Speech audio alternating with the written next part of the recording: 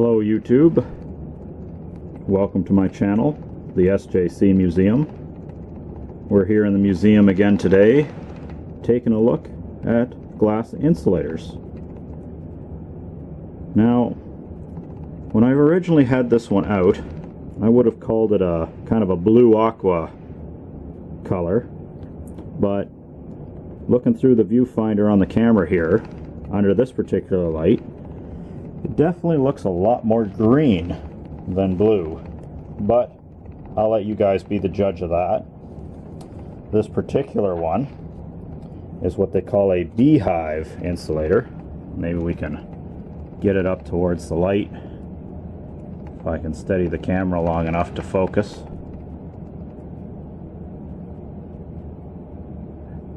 Again, I probably should have cleaned this one up a little bit. You can see a good bubble there. Another bubble there. Now you might ask yourself, well, why are you pointing out bubbles in the glass? What significance is that?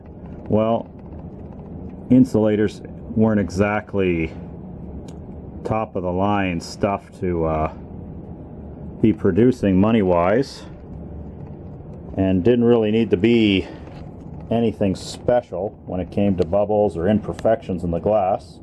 All they had to do was insulate the wire and was going in this little track here. And if they could do that, they were doing their job. So they were usually made at the end of the day, after all your other regular liquor bottles and pop bottles and other glass work was made. And they'd start making these insulators for the last bit of the day and using up all the slag glass and the dirty glass and everything else and doing what they can to rush them through. So you get a lot of imperfections in the glass like that. Now, I don't know if the camera will pick it up, even if I can pick it up here, but right there is the letter B in this particular insulator. Again, this shape and style is called a beehive, but the B is not for beehive. The B on this particular insulator, is for the Brushwick Glassworks, also known as the Brookfield Glass Company. They were based in New York, ran from 1864 to 1912, and they also had a plant in New Jersey, 1906 to 1921.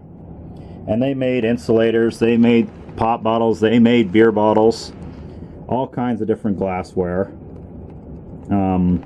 for years and years and years. This particular one obviously dates somewhere prior to 1921, at which point the factory wasn't doing its thing anymore when it comes to insulators, and most historians seem to be saying that they were just pretty much focused on beer bottles at that point in their New Jersey plant. Now at this particular angle, you can see the threads right through the glass there, which is kind of neat. These were threaded on the top of hydro poles, telegraph poles, train station, depots, things like that. Telephone, railroad, electric, all that sort of stuff. They made insulators for all those different companies. These guys were around pumping these things out by the thousands, and that hundreds of different styles and that, and types that you could come across. There is a catalog that lists over 100 styles that this particular company made. Now, of course, not all of these styles have come to light. Some of them may have never been produced, may have just been prototypes. But here's one, to say the least. The darker green glass you don't see quite as much, or blue aqua, whatever you want to call it. You see the clear glass a lot, you see the light blue glass a lot. Let me kind of cheat here, jump ahead to a coming video. That is what I mean by kind of an aqua or blue-green glass. Glass isn't naturally clear. All glass is made from sand, and all sand has some amount of iron in it, and it's the iron in glass that actually, when it's fired up makes it turn that kind of light bluey green color. And depending on how much iron was in the sand that you happen to have, would determine on that color. And they'd add all kinds of different things to the glass to make it clear. Even arsenic in the 1970s, until they realized glass was porous and they probably shouldn't be making soda bottles and fruit jars with arsenic in them. So there's a little neat tip.